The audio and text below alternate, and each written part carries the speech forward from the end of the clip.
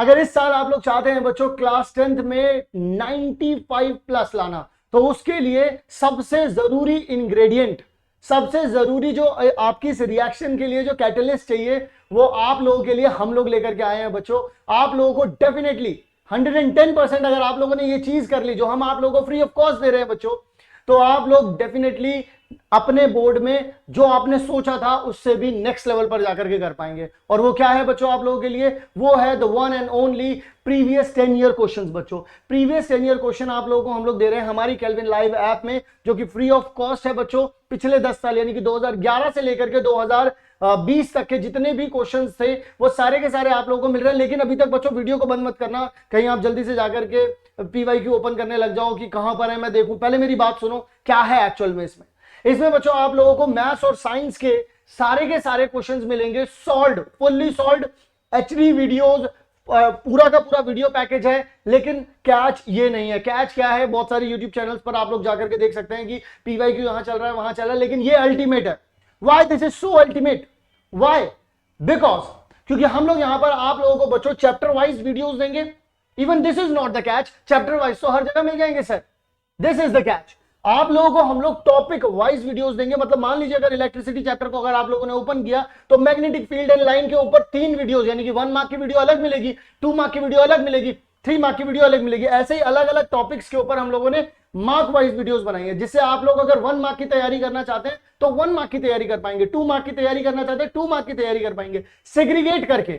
Even आप लोगों को मैं इस तरीके से ही बता देता हूं कि किस तरीके से मैग्नेटिक फील्ड एंड लाइंस में आप 1 मार्क, 2 मार्क, 3 मार्क, 5 मार्क्स इस तरीके से हर एक वीडियो को अलग अलग करके देख सकते हैं, ताकि आपको पता चल पाए 1 मार्क में किस तरीके के सवाल पूछे जाएंगे, 2 मार्क में किस तरीके के सवाल पूछे जाएंगे और किस तरीके के सवाल पिछले 10 सालों में पूछे आ रहे हैं। सो बच्चों ये हम लोगों का आप लोगों के लिए एक छोटा सा सरप्राइज था। मैं चाहूंगा कि अगर आप लोगों को सरप्राइज अच्छा लगा, डेफिनेटली अपने 2 दोस्तों के साथ जरूर से इसे शेयर करिएगा, बताइएगा कि केल्विन लाइव ऐप पर ये सारी की सारी चीजें फ्री ऑफ कॉस्ट मिल रही हैं। अब आप लोग इस वीडियो को कंटिन्यू कर सकते हैं और जिस पर्पस से आप लोगों ने इस वीडियो को ओपन किया था वो टॉपिक भी पढ़ लीजिए। और ये जो आपका लिए एक हमारी तरफ से प्यारा सा गिफ्ट था, इसे आप खुद भी यूज करें और अपने दोस्तों के साथ भी जरूर से शेयर करें। ये हमारी एक तरीके से रिक्वेस्ट है आप लोगों से, जरूर से अपने सिर्फ 2 दोस्तों के साथ अगर जरूर से शेयर कर पाए तो करें बच्चों। चलिए अब बात करते हैं वीडियो के बारे में। Hi learners, this is Gaurav Sharma, welcome to Kelvin. इस वीडियो में हम लोग सॉल्व करेंगे हेरिडिटी एंड इवोल्यूशन के, तो नहीं है, हेरिडिटी वाले कुछ क्वेश्चंस को, किस तरह के सवाल आपके एग्जाम में बन सकते हैं। अरिहंत के क्वेश्चंस को हम लोग कुछ यहाँ पे सॉल्व करेंगे, किस तरह के सवाल आपके एग्जाम में बन सकते हैं। अच्छा एक चीज और, इसमें हम दोनों तरह के क्वेश्चंस को सॉल्व करेंगे बच्चों। कुछ आपके ऑब्जेक्टिव क्वेश्चंस होंगे और कुछ आपके सब्जेक्टिव क्वेश्चंस देखने को मिलेंगे। ठीक है, बिल्कुल बेसिक से स्टार्ट करेंगे क्वेश्चंस को और कहां कहां तक कैसे बन सकते हैं उनको डिस्कस करेंगे। पहला क्वेश्चन है, ऑब्जेक्टिव है, the process through which characters pass from one generation to the another. अब अगर आपने वीडियो अच्छे से देखी है तो हमने शुरुआत में वहां पे डिस्कस किया था, कौन सी वीडियो, जो इसका 1 शॉट की वीडियो है। अगर आप लोगों ने देखी है तो आपको पता होगा वहां पे कि कैरेक्टर्स और ट्रेड्स में क्या डिफरेंस होता है। मैं फिर भी यहाँ पे एग्जांपल की फॉर्म में बता देता हूँ कि जैसे हम देखते हैं कि हाइट जो है, ये हाइट एक कैरेक्टर को रिप्रेजेंट करता है। किसी इंडिविजुअल की हाइट मान लीजिए कि टॉल हो सकती है, ठीक है, या मानो कि ड्वार्फ हो सकती है। ये दोनों जो हैं ये इसके ट्रेड्स को रिप्रेजेंट करते हैं, ये दोनों इसके ट्रेड्स को रिप्रेजेंट करते हैं। तो हाइट अपने आप में कैरेक्टर हो गया। तो the process through which character यानी कि height pass from one generation to the another generation is called inheritance, heredity, evolution, variation. देखिए वेरिएशन तो चेंजेस हो गए और इवोल्यूशन एक स्लो प्रोसेस आप लोग समझते हो, जो लगातार कई टाइम बाद हमें देखने को मिलती है, generation to generation, generation to generation, कई हजारों सालों की प्रोसेस है। तो ये भी कट गया, बचा हेरिडिटी और इनहेरिटेंस। तो करेक्ट वर्ड जो यहाँ पे बनेगा उसके लिए वो क्या बनेगा, इनहेरिटेंस, यानी कि इनहेरिट होती है, एक जनरेशन से दूसरी में पास होती है। ठीक है, तो करेक्ट आंसर हमारा यहाँ पे ऑप्शन नंबर ए जो है वो बच्चों बन जाएगा। ठीक है जी। So the process through which characters और trait pass from one generation to the another generation is called inheritance. Next question, free ear lobes are traits and attached ear lobe are dash traits. तो यहाँ पे dash है एक तरीके से। अब आपसे पूछा गया जो फ्री ईयर लोब, अगर आपने, मैं अगेन बोलूंगा कि अगर आपने वीडियो देखी तो हमने वहां पे डिस्कस किया है 1 शॉट में कि एक फ्री ईयर लोब क्या रिप्रेजेंट कर रहा है, एक अटैच्ड ईयर लोब क्या है। तो यहाँ पे जो फ्री ईयर लोब है ये एक डोमिनेंट ट्रेट को रिप्रेजेंट करता है। ज्यादातर हमें जो देखने को मिलता है, जबकि जो एक अटैच्ड ईयर लोब है वो एक रेसेसिव ट्रेट को रिप्रेजेंट करता है। तो ये एक सीधा सीधा आंसर यहाँ पे इसका बन जाएगा। ठीक है जी, ऑप्शन नंबर बी जो है सीधा सीधा यहाँ पे बन जाएगा कि फ्री ईयर लोब एक डोमिनेंट ट्रेट को, जबकि जो अटैच्ड ईयर लोब है वो एक रेसेसिव पार्ट को रिप्रेजेंट करता है या रेसेसिव ट्रेट को रिप्रेजेंट करता है। नेक्स्ट क्वेश्चन की बात करते हैं। एनसीईआरटी एग्जाम्पलर का क्वेश्चन दिया गया है, अ trait in an organism is influenced by, a trait in an organism is influenced by, देखिए कोई भी अगर ट्रेट हमें देखने को मिल रहा है तो वो इन्फ्लुएंस्ड किससे हुआ है? क्या वो सिर्फ एक पैटर्नल ट्रेट है या मैटरनल डीएनए है ओनली, या फिर दोनों का हो सकता है मैटरनल और पैटर्नल डीएनए, नाइदर पैटर्नल और नॉर भी मैटरनल डीएनए। देखिए हम देखते हैं कि दोनों के ही जो क्रोमोसोम्स हैं वो क्या करते हैं, आपस में एक्सचेंज करते हैं जेनेटिक मटेरियल को। दोनों ही पेरेंट्स के कैरेक्टर जो है वो जा रहे हैं, एक्सप्रेस किसी एक का कर रहा है, एक्सप्रेस किसी एक का कर रहा है, तो इन्फ्लुएंस्ड बाय किससे होते हैं? तो हम उसको बोलते हैं कि दोनों से ही होते हैं। जो ट्रेट्स होते हैं किसी ऑर्गेनिज्म के वो इन्फ्लुएंस किससे होते हैं? वो दोनों ही मैटरनल और पैटर्नल डीएनए से होते हैं, क्योंकि देखो ट्रांसफर तो दोनों हुए हैं ना। जब हम ओवा और स्पर्म के फ्यूजन की बात कर रहे हैं तो ट्रांसफर दोनों हुए हैं, इस वजह से। तो करेक्ट ऑप्शन यहाँ पे ऑप्शन नंबर सी जो है बच्चों वो बन जाएगा। ठीक है जी, चलिए। तो trait in an organism is influenced by the both maternal and paternal DNA. अगले क्वेश्चन पे नजर मारते हैं बच्चों। ये अगला क्वेश्चन आ गया हमारा। अभी सवाल हमें कहता है कि cross between tall plant and a short P plant resulted in progeny that were all T plants because of. ये पूछा गया है कि ऐसा क्यों हुआ? Cross between tall plant and short P plant resulted in progeny that were all tall plants because। अब क्या देखा था हमने ये देखा था कि जो मेंडल साहब का मोनोहाइब्रिड क्रॉस था उसमें कुछ इस तरीके से क्रॉस कराया गया था। ठीक है, कुछ इस तरह से उन्होंने जो गैमेट्स लिए थे, एलिलिक पेयर थे, कुछ ये थे पेरेंट जो थे। तो टॉल प्लांट और शॉर्ट पी प्योर टॉल हो गया, ये प्योर डॉर्फ हो गया। रिजल्ट जो आया, प्रोजेनी जो थे वो कैसे थे? That were all tall plants. सारे कैसे थे? All were tall plant. अगर आप इनके गैमेट्स निकालें, मतलब इनके अगर पेयर निकालेंगे तो यही आपको देखने को मिलेंगे। ऐसा क्यों हुआ? ऐसा इसलिए हुआ, टॉल सारे क्यों दिखे? क्योंकि उसमें टॉलनेस जो था वो एक डोमिनेंट ट्रेट को रिप्रेजेंट कर रहा था। सिंपल बात, सीधी सी बात, कि जो डोमिनेंट था उसने खुद को एक्सप्रेस किया। ऐसा नहीं था कि ये वाला ट्रेट हमें देखने को नहीं मिला। जब आगे F1 जनरेशन की सेल्फिंग कराई गई तो ये आपको ट्रेट देखने को मिला था ना। 25% हमने ये देखा कि हमें प्योर टॉल शॉर्ट जो था वो देखने को मिला था। ठीक है, हाँ ये था कि ये रिसेसिव ट्रेट था। तो ये इस वजह से, यानी कि करेक्ट ऑप्शन यहाँ पे जो बन जाएगा वो ऑप्शन नंबर ए जो है बच्चों वो यहाँ पे बन जाएगा। ठीक है जी, ये देखिए कुछ आपके लिए। इन F1 generation the cross between capital T and small t will result into tall plants because tallness is the dominant trait. Dominant trait यानी कि जो खुद को एक्सप्रेस कर पा रहा है। डोमिनेंट ट्रेट यहाँ पे वो जो खुद को एक्सप्रेस कर पा रहा है। ठीक है जी, अगला question. If P plant with round green seed is crossed P plant with wrinkled yellow seed, तो क्या किया इन्होंने यहाँ पे? इन दोनों का क्रॉस करा दिया। अब आप लोगों ने अगर डाई हाइब्रिड क्रॉस अच्छे से देखा है या अच्छे से सीखा है तो कुछ बच्चों को तो ये चीज देखते ही एक बार में समझ आ गई होगी कि यहाँ पे डाई हाइब्रिड क्रॉस को ये रिप्रेजेंट कर रहा है। ठीक है, ये डाई हाइब्रिड क्रॉस को यहाँ पे रिप्रेजेंट कर रहा है। तो ये प्रोड्यूस क्या होगा? यहाँ पे क्या देखने को मिलेगा? Wrinkled and green seed, wrinkled and yellow seed, round and yellow, round and green. तो ये सारे जो होंगे यहाँ पे राउंड और येलो को रिप्रेजेंट करेंगे। किसको रिप्रेजेंट करेंगे? राउंड और येलो को रिप्रेजेंट करेंगे, राइट। तो राउंड और येलो यानी कि ऑप्शन नंबर सी जो है यहाँ पे इसका करेक्ट हो जाएगा। जब आप इसकी सेल्फिंग कराएंगे तो सेल्फिंग कराने पे बच्चों क्या होगा? यहाँ पे सेल्फिंग तो बाद में होगी, खैर वो तो F2 जनरेशन के लिए होगी। सेल्फिंग तो बाद में होगी F2 जनरेशन के लिए, लेकिन जब हम यहाँ से गैमेट्स को निकालेंगे तो ये हमारी F1 जनरेशन में सारे कैसे देखने को मिलेंगे?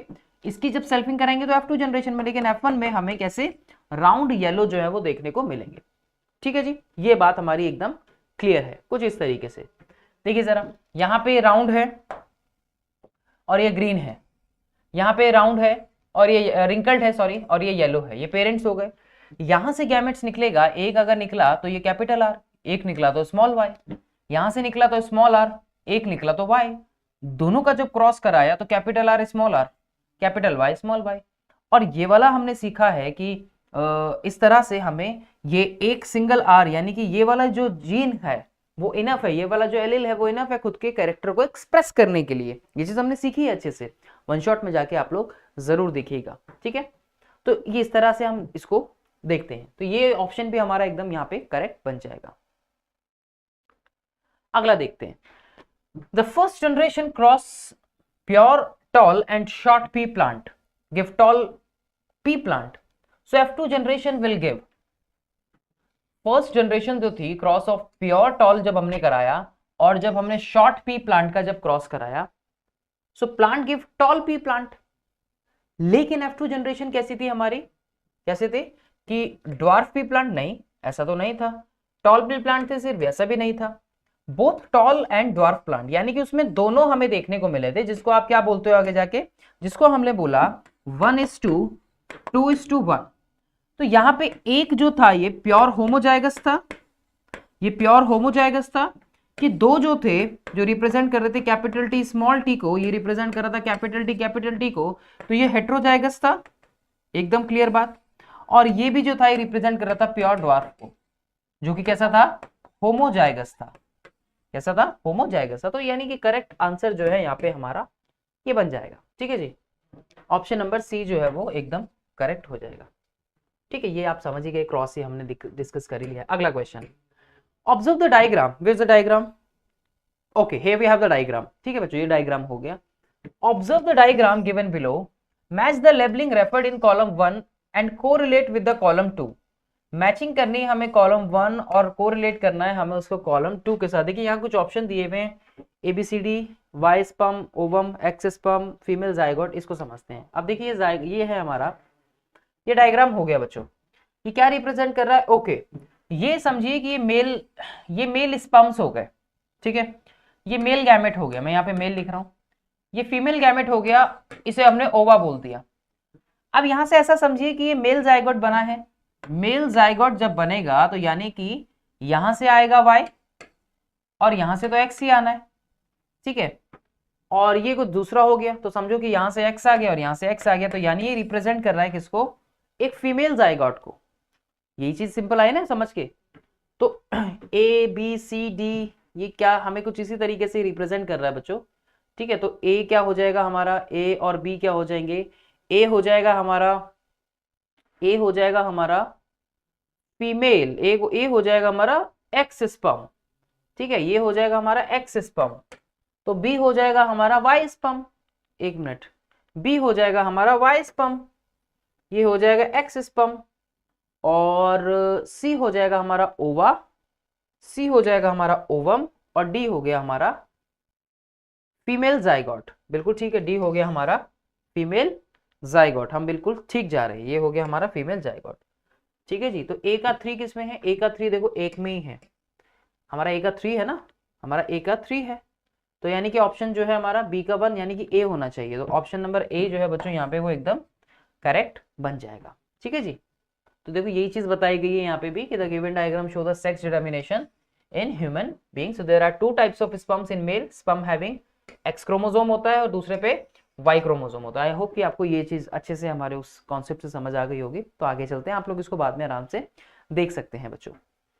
अगला, choose the correct statement from the following, the variation in plants are much lesser than human beings. Variation plants में कम होती है अगर हम उसका कंपैरिजन करें किससे, प्लांट्स में are much lesser than the human beings, ठीक है। ये ऐसा होता है, ठीक, हमें करेक्ट स्टेटमेंट चूज करनी है, ठीक है। ये भी, each trait in child is influenced by only paternal DNA. हर एक जो ट्रेट होता है चाइल्ड में, क्या वो इन्फ्लुएंस्ड होता है बाय दी पैटर्नल डीएनए, नहीं, मैटरनल डीएनए की भी इन्वॉल्वमेंट होती है भाई। N individual having 2 different alleles for the same trait is called the hybrid. बिल्कुल, हमने जैसे पढ़ा था कि ये हाइब्रिड निकल के आई थी, ठीक है, हमने पढ़ा था ना कि हाइब्रिड निकल के आया, ठीक है, ये भी ठीक है। An individual having 2 different allele, तो बेटे 2 डिफरेंट एलिल हो गए, नहीं कैपिटल टी और स्मॉल टी 2 अलग अलग एलिल हो गए, डिफरेंट एलिल हो गई, for the same trait is called the hybrid. ये स्टेटमेंट ठीक है। Trait that are passed on from parents to their offspring are controlled by the gene. बिल्कुल सही बात है, जीन कंट्रोल करती है उसको जो पास हो रहे हैं। देखो जीन का मैंने पहले ही बताया है कि सिर्फ ट्रांसफर होना जरूरी नहीं है, उसका एक्सप्रेस करना भी जरूरी होता है। हाँ, तो ये स्टेटमेंट हमारी ठीक है। पहली वाली देख लेते हैं, क्योंकि इसमें 3 स्टेटमेंट आ रही है, तो ये तो गलत हो गई, तो यानी पहली वाली ऑटोमेटिकली ठीक हो गई हमारी। और देख लो, समझ लो कि variation in plants are much lesser than human beings. तो वेरिएशन जो है प्लांट्स में कम होती हैं अगर हम उनसे कंपेयर करें ह्यूमन बींग से। तो ये स्टेटमेंट भी बिल्कुल सही। तो फर्स्ट, सेकंड और फोर्थ हमारी ठीक है। फर्स्ट थर्ड, इसमें सेकंड है ये नहीं होगी, इसमें सेकंड है ये नहीं होगी, तो ये वाला ऑप्शन हमारा बी वाला जो है वो करेक्ट यहाँ पे बच्चों बन जाएगा। बी ऑप्शन जो है एकदम झकास जो है वो हमारा बन जाएगा। ठीक है, बिल्कुल ठीक। ठीक है, each trade in a child influenced by the both paternal और मैटरनल डीएनए से जो है वो इन्फ्लुएंस्ड होते हैं। ठीक है, ये बात एकदम हमारी क्लियर है। What do you mean by heredity, who is its founder. देखो हेरिडिटी का मतलब क्या है कि ट्रांसफर होना कैरेक्टर्स का parents to their next generation, यही तो है, ये तो हेरिडिटी है। फाउंडर कौन थे? प्रोफेसर ग्रेगर जॉन मेंडल ने हमें इसके बारे में बताया बच्चों। मेंडल साहब के एक्सपेरिमेंट हमने देखा, उन्होंने इसको, इसलिए उनको फादर ऑफ जेनेटिक्स के नाम से जाना जाता है, उन्होंने तो बताया इसके बारे में। ठीक है, तो ट्रांसमिशन होना कैरेक्टर्स का from the parents to their offspring, it's called heredity. Simple. Heredity was discovered by Professor Gregor John Mendel through his work on pea plant. Pea plant Pisum sativum पे उन्होंने काम किया। ये इंपॉर्टेंट है और ये चीज आपको समझनी है बच्चों। ठीक है, ये इंपॉर्टेंट है, ये चीज आपको समझनी है कि उन्होंने मटर के पौधे पे काम क्यों किया था। देखो जैसे क्वेश्चन भी आ गया यहाँ पे, why did Mendel choose pea plant for his experiment? ये अच्छा क्वेश्चन है, इंपॉर्टेंट है। देखो मटर के पौधे में बहुत सारी वेरिएशन है। जब आपको एक्सपेरिमेंट देख रहे हो तो आप ये देख रहे हो कि उसके अंदर वेरिएशन देखने को मिले, मेरे को अलग अलग चीजें देखने को मिले। शॉर्ट लाइफ स्पैन है, आप चाहते हो कि लाइफ स्पैन कम हो और मेरे एक्सपेरिमेंट कम टाइम में ज्यादा हो जाए, मुझे ज्यादा से ज्यादा जनरेशन देखने को मिले जिससे कि मैं ज्यादा से ज्यादा रिजल्ट ले पाऊं, है ना। तो शॉर्ट लाइफ स्पैन उसका एक रीजन था, राइट। वेरिएशन है उसके अंदर, सेल्फ पॉलिनेशन की प्रॉपर्टी है। तो ये सारे कैरेक्टर्स जो थे मेंडल साहब को सही लगे। दूसरा एक एनुअल प्लांट है, शॉर्ट लाइफ साइकिल, यानी कि शॉर्ट लाइफ स्पैन की बात हो रही है यहाँ पे। लाइफ साइकिल मतलब शॉर्ट लाइफ स्पैन है। Several generation can be studied in a short period, तो शॉर्ट लाइफ प्लांट होने, लाइफ स्पैन होने की वजह से कई सारी जनरेशन की, वही जो अभी हम डिस्कस कर रहे थे, कर सकते हैं, उसकी जनरेशन को स्टडी कर सकते हैं। सेल्फ पॉलिनेटिंग बाइसेक्सुअल फ्लावर है, it produces bisexual flower, mainly जो सेल्फ पॉलिनेशन होता है जिनके अंदर। It can be cross pollinated as well. Number of contrasting character देखने को मिलते हैं, ये इंपॉर्टेंट अच्छा पॉइंट है। कंट्रास्टिंग कैरेक्टर्स उसके अंदर देखने को मिलते हैं जो अलग अलग थे। उन्होंने देखा था ना, मेंडल के पास पता है आपको 30 से ज्यादा कैरेक्टर्स थे बच्चों, लेकिन उन्होंने 7 को ऑप्ट किया। ठीक है, उनके पास काफी सारे कैरेक्टर थे लेकिन उनमें से उन्होंने उनको 7 को ही सिर्फ ऑप्ट किया था। तो ये चीज समझनी है आपको, राइट। तो इसलिए यहाँ पे ये देखा जाता है, इन्होंने ऑप्ट किया था। क्यों ऑप्ट किया था, ये क्वेश्चन इंपॉर्टेंट है, ध्यान रखना।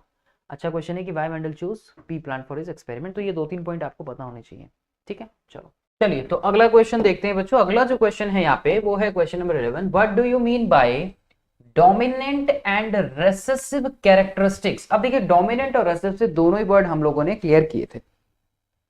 बस जो हमने देखा था F1, या फिर मैं ऐसे बोल सकता हूं कि जब हमने मोनोहाइब्रिड क्रॉस के बारे में बात की थी, याद है ना, जब हमने मोनोहाइब्रिड क्रॉस के बारे में बात की थी, कब हमने एक क्वेश्चन पहले भी किया और हमने जब वन शॉट में आप लोगों ने देखा होगा, या आपने मोनोहाइब्रिड क्रॉस अगर सीखा है तो आपने देखा था वहां पे जब जो पेरेंट्स लिए गए थे वो पेरेंट कहते थे, जैसे कि एक थे प्योर टॉल और दूसरे जो थे वो थे प्योर ड्वार्फ जो थे, है ना। अब हमने ये देखा था कि जो डोमिनेंट कैरेक्टर्स थे, जो डोमिनेंट कैरेक्टर था, यानी कि डोमिनेंट कैरेक्टर हमें कौन सा देखने को मिला, तो डोमिनेंट कैरेक्टर हमें देखने को मिला था टॉलनेस वाला, है ना। ये तो बोलो कि टॉल वाला, है ना। जो ड्वार्फ वाला था वो कैसा था, वो रेसेसिव था। कैसा था वो, रेसेसिव था। ठीक है, अब ये रिप्रेजेंट कर रहा था डोमिनेंट वाला जो था वो टॉलनेस। अब देखो इसमें क्या था, इसमें इस दोनों ही कंडीशन में हमें देखने को मिला, है ना। इसकी 2 कंडीशन थी, एक आपने बोली थी होमोजाइगस कंडीशन और दूसरी आपने बोली थी इसमें हेट्रोजाइगस कंडीशन। याद आया कि जब, यानी कि ये इस कंडीशन में तो है ही है डोमिनेंट, और दूसरी तरफ ये इस कंडीशन में भी जब एक हेट्रोजाइगस एलिल्स हमें देखने को मिल रही है, हेट्रोजाइगस कंडीशन हमें देखने को मिल रही है, तब भी ये कैरेक्टर जो था ये खुद को एक्सप्रेस कर पा रहा था, राइट। जबकि हमने ये देखा कि ऐसे में इसको अगर यानी कि इस कैरेक्टर को या इस ट्रेट को अगर खुद को एक्सप्रेस करना है तो ये सिर्फ होमोजाइगस कंडीशन में ही खुद को एक्सप्रेस कर पाएगा।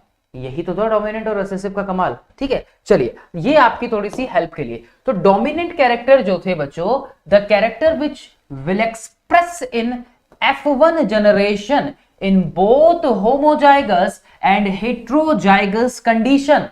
यही तो था ना कि भाई दोनों ही हेट्रोजाइगस और होमोजाइगस कंडीशन दोनों में ही खुद को ये एक्सप्रेस कर रहे थे, इसलिए हमने इनको डोमिनेंट कैरेक्टर्स का नाम दिया, डोमिनेंट ट्रेट्स का नाम दिया। टॉलनेस ऑफ प्लांट जो कि एक था और दूसरा purple colour of the flower, ये आपने शायद एक्सपेरिमेंट में नहीं किया था पर्पल कलर, लेकिन ये भी एक किसमें था, ये भी एक डोमिनेंट कैरेक्टर के अंदर था। दूसरी तरफ आप देखते हैं जब रेसेसिव कैरेक्टर्स की बात करते हैं तो character which will express only in homozygous condition, यानी कि जो खुद को सिर्फ होमोजाइगस कंडीशन में ही एक्सप्रेस कर पाए, है ना। जब तक इसको इसका साथी नहीं मिलेगा सेम पेयर, तब तक ये खुद को एक्सप्रेस नहीं कर पाएगा। तो but not in the heterozygous condition, तो इसलिए जो कि F1 जनरेशन में हमें देखने को मिला था कि वो था लेकिन खुद को एक्सप्रेस नहीं कर पाया था। सारे प्लांट इसलिए हमने बोले थे टॉल थे F1 जनरेशन के अंदर।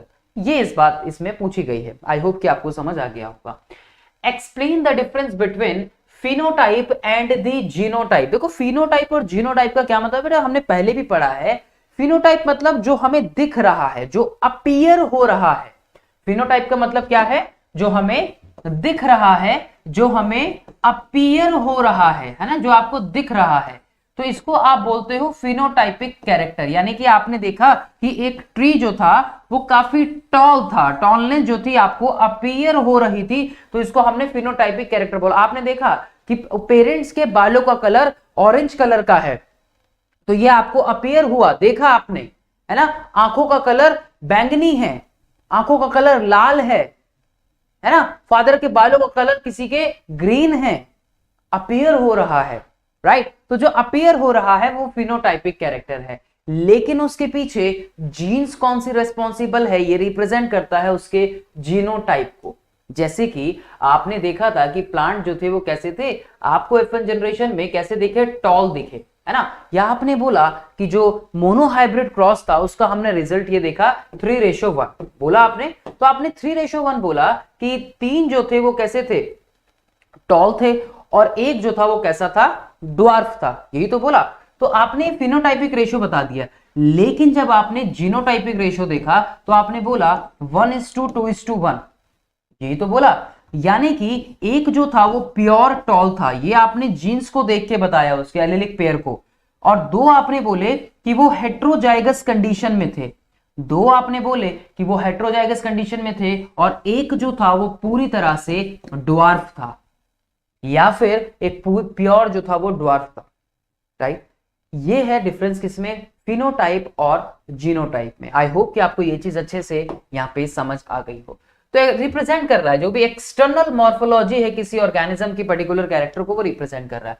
जेनेटिक मेकअप हो गया किसी इंडिविजुअल का, वो रिप्रेजेंट कर रहा है। आप इस तरीके से इसको अपने वर्ड्स में भी एक्सप्लेन बच्चों कर सकते हैं, एग्जाम्पल्स भी देके बता सकते हैं, ठीक है। इस तरह से डिफरेंस हम इनका करेंगे। अगला देखते हैं, सवाल आपके एनसीईआरटी से लिया गया है कि a man with blood group O, एक मैन है जिस with a blood group A, sorry with a blood group A married with a woman with a blood group O. अब 2 ब्लड ग्रुप है यहाँ पे, एक विमेन है जिसका ब्लड ग्रुप क्या है, ओ है, और एक मैन है जिसका ब्लड ग्रुप ए है, and their daughter has blood group O. उनकी जो डॉटर होती है, जो संतान है, उसका ब्लड ग्रुप क्या है, ओ है। Is this information enough to tell you which of the trait blood group A और ओ इज डोमिनेंट। क्या ये इंफॉर्मेशन आपके लिए इनफ है ये बताने के लिए कि कौन सा ब्लड ग्रुप जो है वो डोमिनेंट है। अब अगर हमें जो एक ही में देखने को मिल रहा हो, ज्यादातर हम उसको बोलेंगे कि वो डोमिनेंट है। जो खुद को एक्सप्रेस ना कर पा रहा हो हेट्रोजाइगस कंडीशन में, तो हम उसको बोलेंगे कि भाई वो डोमिनेंट नहीं है या रिसेसिव है। हम डोमिनेंट उसी को तो बताते हैं ना जो खुद को ठीक से एक्सप्रेस कर पा रहा हो, है ना। और जो खुद को एक्सप्रेस ना कर पा रहा हो हम उसको रिसेसिव बोलते हैं।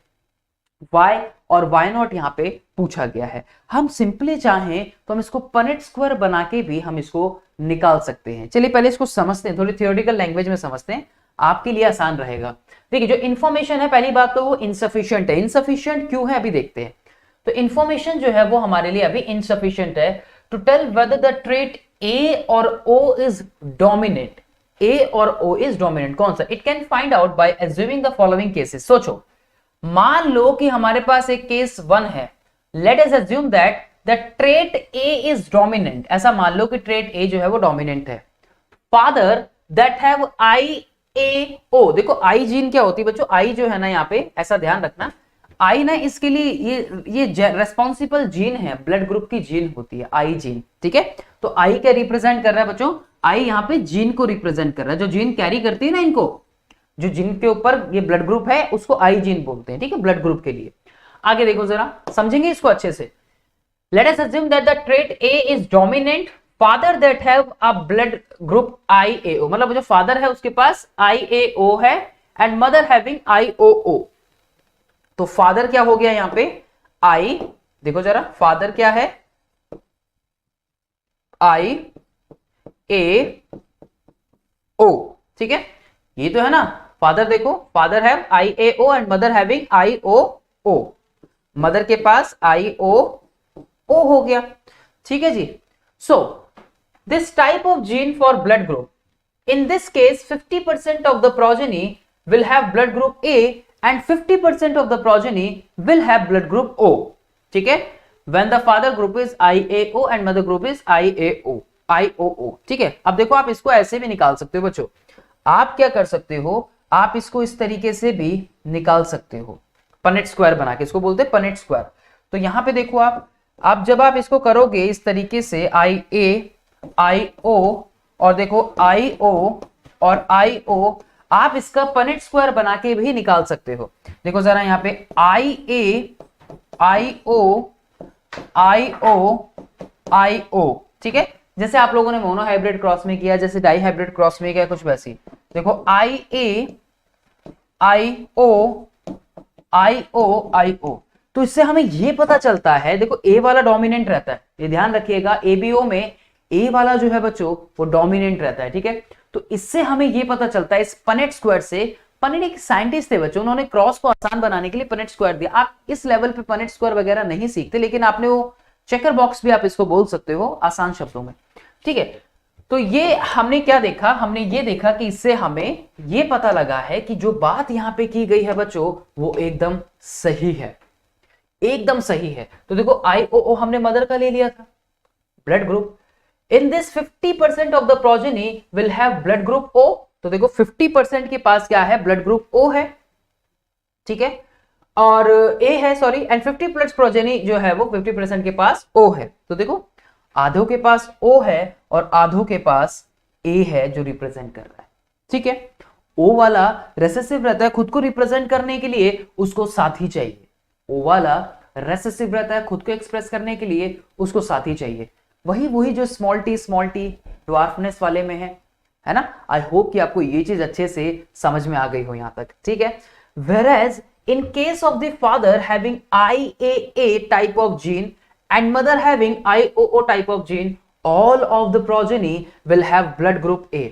अब देखेंगे जरा, अगर यहां पे बच्चों, अगर यहां पे फादर का ब्लड ग्रुप जो है वो IAA है, अगर वो एक होमोजाइगस कंडीशन में है तब क्या होगा, और मदर जो है वो प्योर O ब्लड ग्रुप है, तब हमें क्या देखने को मिलेगा? हम जरा उसका भी एक क्रॉस बना लेते हैं। अब यहाँ पे फादर कैसे हैं? वो एक होमोजाइगस कंडीशन में है और मदर जो है वो उनके पास ब्लड ग्रुप O है।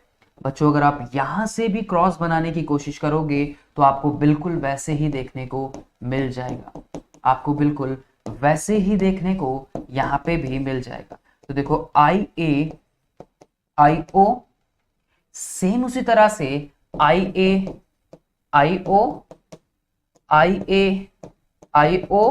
और IO। मैंने आपको कहा था कि A वाला डोमिनेंट रहता है, O वाला रेसेसिव है, उसको खुद को एक्सप्रेस करने के लिए होमोजाइगस कंडीशन चाहिए ही चाहिए। तो जैसे कि अभी हम देख रहे हैं, यानी कि इससे हमें ये पता लग रहा है कि जो सारे के सारे जो हैं 100% जो हैं they will have blood group A। सभी पे ब्लड ग्रुप कैसा है? सभी पे ब्लड ग्रुप जो है वो ए यहाँ पे खुद को एक्सप्रेस करेगा, ए ब्लड ग्रुप जो है वो खुद को यहाँ पे एक्सप्रेस करेगा। आई होप कि आपको ये स्टेप बाय स्टेप समझ आ गया हो बच्चों। ये अल्ट्रा इंपॉर्टेंट क्वेश्चन है एनसीईआरटी का, कई बार बोर्ड में भी पूछा गया है, इसलिए मैं स्टेप बाय स्टेप आपके सारे डाउट जो यहाँ पे वो क्लियर करता चल रहा हूँ। ठीक है, आगे देखिए जरा। अब देखो ये तो एक बात, in case of second let us assume that O is dominant. अगर आप एक और केस लेते हो, सोचिए, तो अगर आप और केस लेते हो कि O is dominant, so in this case the child may have blood group O होगा अगर आप O को एज अ डोमिनेंट ले रहे हो, लेकिन A एज अ डोमिनेंट रहता है। लेकिन आप सोचिए, अज्यूम कीजिए कि अगर आप O को डोमिनेंट ले रहे हो, so in this case the child may have blood group O, since the blood assumption the child can have blood group O, so it can not be inferred which is the dominant trait. अगर आप O को dominant लोगे तो O represent करेगा, यही तो होगा ना। अगर आप दूसरे केस में O को डोमिनेंट लेते हो तो O खुद को एक्सप्रेस करेगा जैसे वहां पे A कर रहा है, राइट। इसीलिए ये इंफॉर्मेशन जो है वो इनसफिशिएंट है, इसीलिए ये इंफॉर्मेशन जो है वो इनसफिशिएंट है, राइट। आई होप कि आपको इस पनेट स्क्वायर की हेल्प से ये चीज अच्छे से समझ आई हो। अगर फिर भी अगर आपको डाउट होता है तो आप हमें कमेंट सेक्शन में जरूर बताना, हम आपके डाउट वहां पे दोबारा से क्लियर करेंगे, राइट। लेकिन अगर आप इसको दोबारा से ध्यान से देखोगे जो बात मैंने बताई है, तो आपको एक बार में बहुत अच्छे से चीजें समझ आएंगी। ठीक है, आगे चलते हैं। बट अगला क्वेश्चन है यहाँ पे कि how is the sex of the child is determined in the human beings. ये भी कई बार पूछा गया है। अब आप लोग ये अच्छे से जानते हो कि ह्यूमंस में सेक्स डिटर्मिनेशन के बिहाफ पे, वैसे तो सेक्स का डिटर्मिनेशन का कई एनवायरमेंटल फैक्टर्स भी होते हैं, लेकिन ह्यूमंस में एनवायरमेंटल फैक्टर्स नहीं होते। ह्यूमंस में सेक्स डिटर्मिनेशन से इसको देखा जाता है। सेक्स डिटर्मिनेशन कैसे करते हैं? हमने आसानी से एक क्रॉस को बनाया है। हम जानते हैं कि जो मेल है, मेल के पास क्या है, जो मेल है मेल के पास XY जीन है, ठीक है, और जो फीमेल है फीमेल के पास XX है। तो दोनों का ही जब आप क्रॉस करोगे तो 50-50% क्रॉसेस आएंगे। कैसे आएंगे?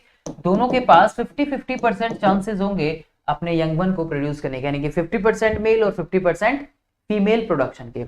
जैसा कि आप इसके अकॉर्डिंगली आसानी से देख सकते हो। तो मैंने कहा कि फीमेल के पास तो एक्स क्रोमोसोम ही है, एक्स जीन है, और यहाँ पे मेल के पास या तो एक्स गैमेट आएगा या फिर वाई गैमेट आएगा, जीन आएगी, राइट। तो यहां से अगर एक्स आता है, यहां से एक्स आता है तो फीमेल चाइल्ड, और यहां से अगर वाई आता है तो मेल चाइल्ड या मेल ऑफस्प्रिंग, राइट। तो if a sperm carrying X chromosome fertilize the egg, the child born will be female.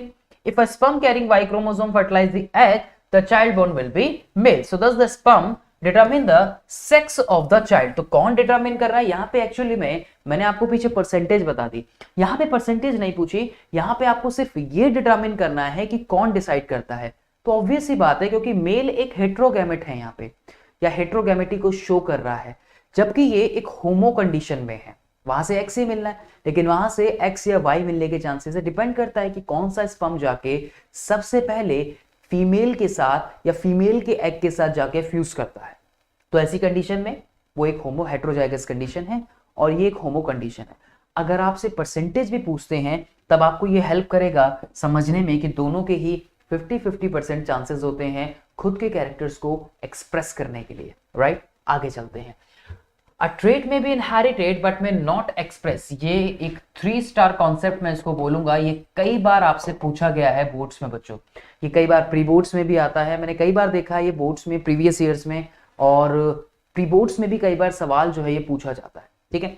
ये अच्छा क्वेश्चन है। अ ट्रेट में बी इनहेरिटेड बट में नॉट बी एक्सप्रेस्ड, जस्टिफाई। मैंने आपको जब वन शॉट कराया था इसका, तो वहां पे क्लियरली बताया था कि जीन का सिर्फ ट्रांसफर होना ही जरूरी नहीं होता, उस जीन का खुद को एक्सप्रेस करना भी जरूरी होता है।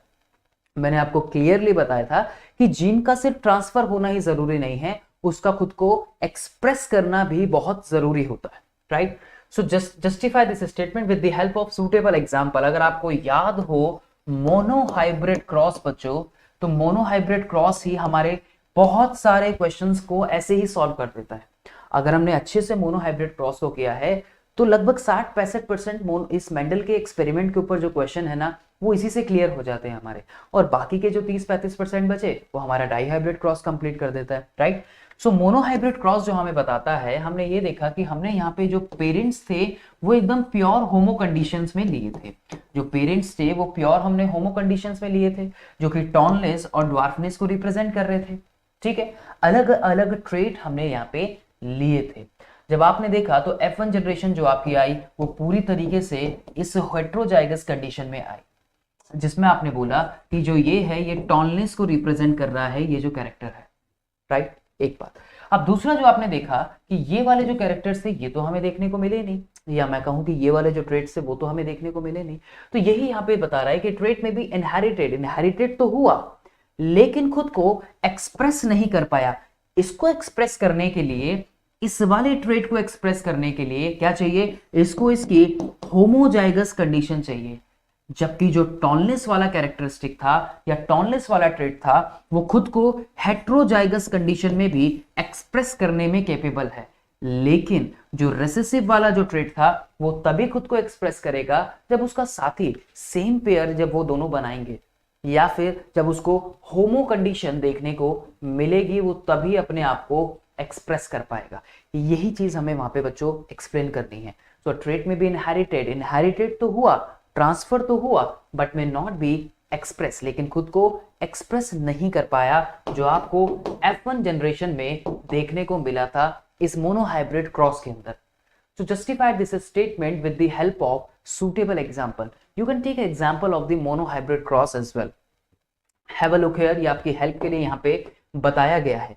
तो ट्रेट में भी इनहेरिटेड बट में not be express, Mendel cross toll P plants with a dwarf plant, यही देखने को मिला था ना, यही कुछ आपने देखा था।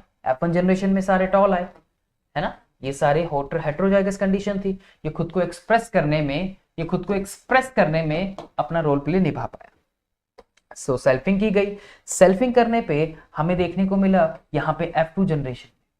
जब आपने आगे देखा तो ये एक रेसेसिव ट्रेट था और ये यहाँ पे एक रेसेसिव ट्रेट था, और लेकिन ये खुद को एक होमोजाइगस कंडीशन में ही दिखा पाया, राइट। आई होप कि आपको ये चीज अच्छे से समझ आई होगी। सॉल्यूशन हमें क्या कहता है कि Mendel observation F1 generation contain all tall plants with the genotype capital T small t, where T represent the dominant trait, T जो है वो dominant trait को रिप्रेजेंट कर रहा है, and small t capital T represent कर रहा है dominant trait को, जबकि स्मॉल t रिप्रेजेंट कर रहा है एक रेसेसिव ट्रेट को। This means that when F1 generation underwent selfing, जब हमने selfing कराई F1 जनरेशन की, so the trait that was unexpressed in F1 generation was observed in F2 generation. जो F1 जनरेशन में अनएक्सप्रेस था वो F2 जनरेशन में खुद को एक्सप्रेस कर पाया, और हमें 25% के आसपास वो ट्रेट देखने को मिले F2 जनरेशन के अंदर।